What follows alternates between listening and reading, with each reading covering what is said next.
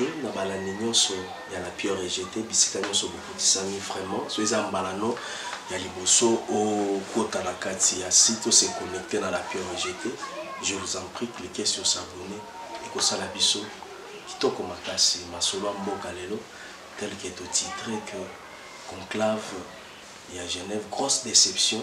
IDPS demande 48 heures à Fati de retirer sa signature et UNC aussi, les combattants demandent à Vital Kamerhe de retirer sa signature et que Baoumi Baleba pour un candidat unique parce que autre monde est un fiasco. Maman Jacques Long des progrès, Mbote na Bisikoza, Mbote na mon juriste, je crois Bilogo bon vivre, et ça n'a tout passé, Zobel sa malaria, il y a Rebecca Elungu, prophète Elie Elungu, Maman Béatrice Lofanga, qui chasse à couper la moto, les bozos na ba image na za ko insérer, wana ba pine ba tomber li boswa siège, bozo mona mwana mboka, na autre chose à na téléphone, mwana mboka combattant IDPS fils Mukoko très en colère à la tenue militaire. Tension ezali. So Félix a retiré IDPS Koki ko se déchiré. Soki Kamera a retiré IDPS ko se déchiré. Pourquoi? Parce que bangomi balene bazana poids politique. Bangomi balene bazana base. Les combats duel les aki entre Vital na Félix. On s'attendait Fayoul peut faire quoi? On ne s'attendait pas Fayoul. Peuple banose la soit Félix, soit alors les invalidés, ça c'est impossible. Nous devons dire que les invalidés ne sont invalidés par poids. Baluki muto bako manipuler. Ma peuple ba telemeli yango pe to ko telemela yango. Na non sa biloko bien avant. Na loba yango tango ndeko le nom encore c'est qui boké tu première salagi Vosnaï. J'avais dénoncé ces histoires que Sabino qui ezala ba biloko zo sala mabutu butu pour déstabiliser bateau bakoki ko comme maintenance na kati mboka. Peuple congolais faut tout élément. Tout élément to ba vérité. Tout élément pour que ce pays s'en change. Vraiment bandeko balandi ezo sala pasi makasi. Ezo sala kitoko te. Hein? Ezo sala kitoko te maman Jacques Long de progrès. Alors je m'irai moi mouké tout pétant dans histoire.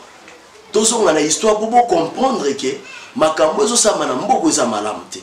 Yango moni bande kwa combattant en tout cas bravo na ba combattant na pesibino bravo awa na Kinshasa to yogi de basango ezo sama na poto pe ko continuer dans 24 heures tout ça na posa fachi na Kamerhe bon retirer signature boya na Kinshasa conclave monsieur sala na Kinshasa ba invalider ba vanda kuna to na posa na bangote MLC eza na poids politique nini lelo et ka parti kufa poids morote eza lisusu toza na posa nde UNC basalie na nini na UDPS babimisa candidat ya solo waza na poids wako bunda bakotie na biso jamais likelele abunda na ndakala ezala raté to na posa pena moto abomo ali ndakala pour que Kabylie ekende bandeko balandi tozokota ce qu'on a kata histoire zo salela no moi briefing moko pour comprendre que makambo zo sala meza kitoko te numéro toloba moi mingi et na numéro ezoya on va vous présenter beaucoup des images par rapport à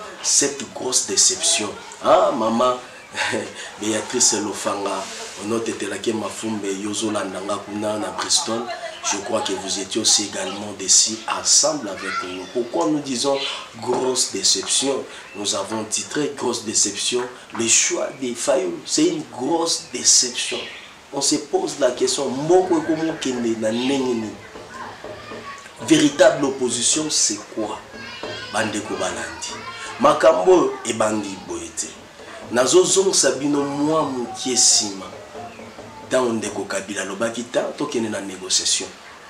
Na Sabino déjà qui est Masolo Mboka, et une mission na bino to mema ba dossier ensemble et tozo analyser bisiko zali, hein, ndeka mama Jacques Elungu des programmes sana ko komela biso parce que to partager un dossier ensemble na yo nanga, hein, ba net dossier o na nango mutapesa ngango za mama Jacques Elungu des programmes na kata London.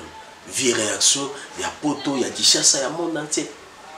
Mais na sengi na yo soeza mbalano liboso kota na kati ya site na biso s'il vous plaît s'abonner na nous. Hein, s'abonner j'aime émission na suka et ça biso bito. Vraiment s'abonner et ça les links. Alors je voulais quand même récapituler ko beta moi les solo qui est pour te comprendre que Ntema mabezo régner makasi na kati ya mboka. On prie toujours peuple congolais et loko eko ya pour changer et loko eko mema changement. Na zongi sima na ba 2001 2002 tant mwana mboka Joseph Kabila Kabange amonaki kenaka bola pouvoir tokende na Sun City abengi ndeko Vital Kamerhe azaki pe na conclave à Genève alobi zala pacificateur mona bandeko nyonso tosangana ensemble tosala eloko mwa malamu bandeko balandi babani négociation il fallait qu'il partager pouvoir biso nyonso toyebaki ke na parti à opposition il faut pas sa pouvoir na père ya opposition as la vice-président de la République c'était le fait Etienne Tshisekedi Amolumbu bazoke bimisela biso Zaidi Ngoma pe à son nom ça kufana il avait quel poids politique na kati ya histoire opposition à Congo hein ba konto songa batou faut songa batou nous sommes tous des Congolais bah les choses qui se passent en tout cas tu crois accepter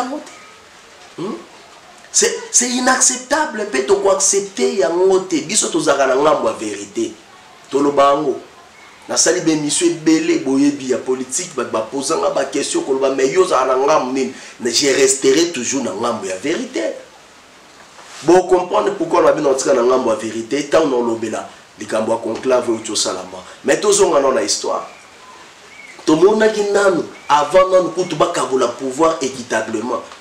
Mon mboka Jean-Pierre Mbemba bakendana Kabila ko se retrouver na Bakongo. Ayokani a trahir tout le monde. Ba PC primature, ce sont déjà fait de l'argent des commerçants. Tout le monde mboka Joseph Kabila ba se retrouver na Matadi. Na mona mboka Jean-Pierre Mbemba. Cop déjà normal pesanga primature boire ça bateau en nostre. Finalement jusqu'à quand beaucoup salaka politique y a d'intérêt à mabumu. Il y a mon commerçant tika la commerçant. Moi j'ai toujours dit on avait compris en 2006 la réalité qui s'est passée un commerçant ta une politique on a un esprit à oteka. Un esprit intérêt pour commerçant na mutu na ye ayebike. Aye pas mis ça on a devenu nos commerçants. Là je suis en train de dire la vérité. Vous n'avez rien à me faire et me bannir, c'est juste la vérité. Parce que Congolais, il faut tout télémer la vérité pour que ce pays change. Parce que Bozo Tekamboko comme le roi vente aux enchères. Or, c'est quelque chose qui n'est pas bon pour tous les peuples congolais. Biso tozo souffrir, hein. Tozo souffrir, nous avons des grands commerçants, beaucoup de mboka. Nous avons un tribal, les obomamboka. Ce sont des choses, il y a tribalisme, haine, tout consent. Pour nous, il y a des gens qui le peuple congolais continue à souffrir. Et tu se retrouves avec la formule 1+4. Nous sommes les cas qui te bien. Peuple congolais, diaspora, maman Jacques Long de Pogozo Landanga, à London, je crois histoire aux hommes Sibino. Tu quoi il est là, élection 2018, tu as une élection. Tu as une conclave. Franchement, peuple congolais, bon, on a habité dans poto ceux qui vous en avez mis. Il y a un chose de la vie, on a vu poto débattre dans numéro isoya. Pour numéro isoya, tu l'obis, tu as une image. Maman Jacques Long de Progrès, de Kobalandi, nous sommes dans poto, nous sommes la bino ba obo sunganga la WhatsApp, botine de la même ba image à poto. Botine de la ba image, nous sommes tu balancer on a numéro ma solo mboka o isoya pour que tu comprennes quand même bisikani mabezo uta. Na yebi ke biso na kin. Bando s'attendre à des personnes. Bisoko s'attendre à Fayulu te, Fayulu a un poids politique. Je l'ai dit, je pèse bien mes mots. Et puis, je vais voter à Zate. Fayulu a un poids politique. N'a pas de personnalité à Fayulu. Avant même de être sur la conclave. Fayulu, c'est celui qui a donné les caviars. Na mon amboka qui. André Kimbuta. Les lobes fonctionnaires. Il y a l'État. Il y a ville, province à Kinshasa, bazo souffrir, bandeko balandi. Bisika nyonso bozo landangai. C'est à cause, il y a Fayulu. Hein? C'est à cause de Fayulu. Fayulu, Moutasala Kada Bombole Azala gouverneur T. Donc, bien le pouvoir, pour dans beaucoup de photos dans la rana bâtiment, bako diriger, bis bazo priorité, dans beaucoup de bateaux, va trahir à Congo. Parce que, gouvernorat, il y a ville, et ça qui il y a MLC. Et c'était Ada Bombo le nez Moutifana dans le pouvoir. C'est à cause de Fayulu Ada Bombole se retrouve aujourd'hui n'a habité sans ce n'est pas comme un bon, je sais pas parce que bâton peut pas caméléon. Les lois qui boy lobby et c'est ça la passe politique ya mboka oyo faut tout bakaka parce que so peut to lobby te ba continuer. Ya on to lobby ma solo ya mboka c'est votre émission. To ko dénoncer ba anti-valeur politique nyonso na poto na Kinshasa partout. Je sais que vous êtes déjà là. Bon messana na émission na bino. Bon komelanga bo tindela ba vidéo ndenge bo messana ko sala. Sala yango. Ah mon juriste. Bisiko Zali, je sais que tu es très en colère par rapport à Buzo Bezo le Kanakati ya mboka oyo. Fayulu kende kozala candidat unique à opposition. Nande, on accepter ngazata. Bo dusala on rapo bo panza opposition. Non, s'attendait des personnes. Soit Félix Tshisekedi, toi Vital Kamerhe. Pourquoi je dis ça? Kamerhe a une forte. Et d'ailleurs, Kamerhe est qui troisième parti, deuxième parti à opposition, et troisième parti dans l'élection 2011. Tout ça qui n'a pas perdu, Bima qui a soi-disant gagné l'élection, et après UDPS, et après c'était Vital Kamerhe. Et dans l'opposition, c'était l'UDPS et Vital Kamerhe. Donc il y a une base politique. Ce sont les deux partis qui ont la puissance dans le moment où Vital Kamerhe qui est dans l'Est, dans le Parlement, pas la ville, qui a une grande partie. L'IDPS ne parlait pas, c'est le père de l'opposition. T'attends à botter l'opposition, c'est l'IDPS. l'IDPS n'a pas de c'est grâce à l'IDPS. Alors, lobby siko, lelo siko yo, Martin Fayulu a dirigé Kamerhe, a dirigé Félix. Bon, à quoi diriger Félix, à quoi diriger Kamerhe, par rapport aux personnalités. Mais par rapport à la population, hein? Et Bela Bato Bazana IDPS, et Bela Bato Bazana UNC, Kamerhe, Vital Fayulu, nous avons moins 5 personnes. En politique, on ne fait pas cadeau. Je sensibilise le monde entier. Bandeko bola nanga partout. C'est qui où est salamiza ko. Omonika ne bat balobaki ke Kabila pesi ndakala. Sko binosko bolobite ndakala bienté makelele. Donc makelele na ndakala ba bunda. Vous ne voyez pas que ça n'a pas de sens des fois. Et personne pour ça ya koseka bandeko bo mesana na PR TV. Ah régie. Jonathan Lotuta la bisika bozo na régie kuna bo mec un peu ko balancer sondage. Ba image sondage na mona nano. Bercy a sali sondage. Sans question, il va y répartition. Mais on a vu nous à na Genève. Oh, Bosali Bouzoba. Bosali Bouzoba na Genève. Peuple congolais est en colère.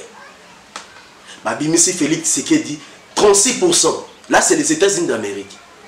Vital Kamerhe, 17%. Et les dauphins de M. Kabila. Comment tu penses à Régie, beaucoup plus ça, comment on était dans la régie. Comment on est qui m'a pam pam. Nous la femme du patron. Comment les années, maman? Dauphin à Kabila. Ah, Dauphin Kabila. Ramazani, voilà. Bon, comment on est qui m'a trop bon, moi, sozo landa, moutou pamba pamba te. Comment on est qui m'a bandé konangai. Voilà, c'est la femme du patron qui me donne même son nom. Bayo bimisé à 16%. Fayulu a bimi à 8%. Donc, pas même un matin, Mambo Bossali a monté et l'axi Vital To Félix ne va battre même Dauphin à Kabila sans même Babilo Bouzo Bobo qui est présenté. Maintenant, Bolibo, même l'élection échec bien organisé. Vous êtes là pour travailler pour la Kabila et continuer à pouvoir. Yango Tolobi non. Biso to reconnaître Bouzo Balabino Wanate et ce que la bino na poto. Tant bon matin na vie Bozo na kin. Chacun pour soi les peuples pour tous. Voilà na zongeli. Viens à Namoko, voilà papa, viens à Binoto, quand vous vendez Binognon surtout na poto, vous viens à Binoti. Tu peux me passer ce que tu peux, ça y est raison. Attends, vous venez à Mutali pour moi. Hein? Ngana zo pesa mo qui a raison. Les gens n'ont pas ça mo qui a raison. Mo qui a no ba qui bat wana na yebi bango bien. Wana ba ne ko ebisa nani, azo ebisa Félix, ke bana batwana na yebi bango bien. Kolanda bangote. Kozala na bangote taba simbi sotoshi. Parce que la déclaration dans l'andi impossible, donc il a IDPS lobby, Nazalana Batunion, soit IDPS, donc il a MLC, n'a même la bino ba image bandeko balandi. Et vous serez approuvé que les bêtises, les fiasco de Salabine à Genève et Pessikanda dans la population. Parce que Martin Fayulu Nengezawana, surtout ni. N'habite sur la moua flava, eh bien, n'a tout n'est pas de Fayulu, n'a aucun commune melongine n'a habité. surtout ni caméra tout le monde les connaît autour ni Félix tout le monde les connaît ceux qui Zaki Mbemba ba congolais balinga ba applaudir ceux Zaki Moïse Katumbi malgré bango ba disqualifier on tomber ta masolo na bango te parce que ceux Zaki Mbemba tout le monde allait applaudir ceux qui Zaki Moïse Katumbi kutu engeke za la fête na Congo bozo qui est là biso faim donc tout ça ce qu'on dit tout a bitumba entre ndakala na likelele nani ako gagner mais ndakala balela fort na Kaseret bon te ki bo pesa victoire dans Dakar vraiment bandeko balandi ya puis arti bandeko balandi nous avons compris ces choses là na on t'a ça l'émission moko quand on a lobela ki ndeko na biso boke tu premier na epsa ki atika ko langwa lituma na isa bino déjà que ça ne lo mozo s'est passé et puis so bolanda ngai bien bozo na bémission na ngaka vous avez dit qu'on doit aller les élections avec la machine à voter na démontrer bino comment to contrecaler et comment à 5 options que ça la que machine ne tricher bon mona ki sima mikolo bande ko IDPS ba mboate na onga na lobaki webi ke na bémission na nga na prophétiser rande pour on na loba yango ko sama na sala ki émission bolanda ki ngai na mona pe bande ko Bruxelles ba commenter ba bien en tout cas ndeko ben malobano sala ki kitoko to sepe na makasi courage oza pena ya biso merci vraiment na bande ko nyonso ba jema ki émission wana mais je vous avais dit déjà que Boketu premier a démontré n'a pas qui Boketu allait mbongo muzitu allait là lituma et puis c'est vertige yango asala ki vidéo wana pour disqualifier déjà bande ko mususu parce que ça qui plan déjà ça la maki na poto pourquoi ba voter Fayoul parce que ba yebi que Fayoul ba ko manipuler donc ba voter Fayoul pour yebi que Fayoul to ko bando chodine un dondo sotolingi to ko commander to ko pc d'injonction tout consort yango moni choix na bango ekei na Fayoul mais biso peuple to lobino ngana molobeli ya peuple nous sommes là dans un journaliste politique intérieur du Congo c'est ma profession je suis là que pour la vérité to lobino na bêtise na bino boponi Fayoul po manipuler ye parce que Fayoul na poité à cause de poids ceux qui même ba soutenir ye à cause de poids ceux qui mozito soutenir ye yango wana bozui angle wana boponi ye mais biso to lobi non na Martin Fayoul ye faza la ko sima batu nyonso bon pourquoi vous attendez la raison sur vos pesa qui biso Freddy Matongolo bon on va vous expliquer biso c'est un professeur d'université c'est un ceci c'est là tu quand même un tout petit peu comprendre malgré zo qui 2% na sondage bien vous le bité to zo mto 8% to tcheli est-ce que ça là na aucun de moi publier lobby ezawa te ki pouvoir parce que Félix a accepté ko signer biloko wana tozo senga na yo oleka o désannoncer o retirer signature na yo to sengi na Vital Kamerhe retirer signature na biloko wana eza buzoba Kamerhe tu avais 17% na sondage on accepter muta 8% donc pour te chadar entre yo na Fayoul chadar na katikati allez Mbalamo Fayoul parce que Fayoul yango attaque libaku na zelu papa oza na base te oza na mutu te batu bakamata batu na bango bakamati yo kaka mbamoko mokonzi ya mboka to benga on je manque de mots sur cela bande ko balandi to ko mochité na numéro na biso masola mboka je vous avais dit que j'ai vraiment l'enthousiasme de vous présenter cette émission parce que je suis en colère. Je suis vraiment en colère parce que ça ne fait pas du bien. N'a qu'à juste vous conscientiser quand est Tolobaka, tu vas vivre dans la morale dans Mboka. Tu vas goûter moi morale pour moi qui m'y quitte. Na sengi na bande konyo so ba combattant botombokate parce que na mona ba trouble ba image na poto et yinda ki mama jaki de poga benga lobby. Abenga lobby na 15 rabi awa na poto yindi ba encercler biwa Genève ba publier Félix déjà candidat unique ba encercler ba biboko bimate na bi peut-être sukele ba on ce peut pas bimé la kinzela nini. Donc pourquoi faire des choses de repésa batukanda? Voilà pour vos intérêts personnels ne bosala ki na 2006 boke lokota zaidi ngoma wapi kutu biso to yeba zaidi ngoma na 1+4 mais la Congo to botami to koli et puis to koli net ngai na koli na politique na botami na politique na koli na politique et j'ai fait la politique zaidi ngoma boke lokote de soki wapi boke bimisaye wana plan ezaki nini j'ai obosala ki ba oyo lelo akomi na nini na scène ça les vieux na biso atika suki ebele wana comme on epé comme kima kimanga moni trahison politique eleki ba comme on a mené comme kima biso ba journaliste vieux amutete la okutu comme on ekutu nani c'est régime pour kopesa na comme vieux nani wana vieux ba suki ebele wana wa benga Kabila malaria mais lelo ba comme fuka mela Kabila amutete Régie, vous pouvez s'en accompagner. Ah, voilà. Merci, la Régie. Régie, vous pouvez s'en accompagner. Les violents encore. C'est une grande personnalité politique. Moi, je me disais que parmi Bato Bakolo Baké, Bana Tshisekedi, c'est Oleng encore. Mais les Koloa, liboum, politique, il y a liboum, botika, il y a un mot pour faire souffrir le peuple congolais. Et puis, tu as dénoncé Binonyoso, moko. Et dans les réseaux sociaux, tu as dénoncé Binonyoso, moko, Tinasuka. Vraiment, aujourd'hui, Nasukia, webi émission Masolamboka, et tu mets la bino dossier, tu mets maki dossier à conclave, nazo la réaction na bino, bobenga, commenter, bopé sanga d'impression na bino par rapport à la réaction pour qui n'est pas bouger, qui est donc, moi pas si, mais nous allons continuer toujours à faire notre travail. Si vous avez aimé cette émission, Dieu m'aime, abonnez-vous à masse. Merci pour la régie, Moussala Kitoko, Moussala qui Jonathan le Tutala, Wapina Moni, Yemoko assistant, il y a image à Jonathan le Tutala, Mabenga Kaye Merdi Kabantu, Basaki Kuna la régie, Kevin Kabantu, Kadi Kabantu, Nabo Sanité, la femme du patron. Tout le monde, au revoir, à la prochaine.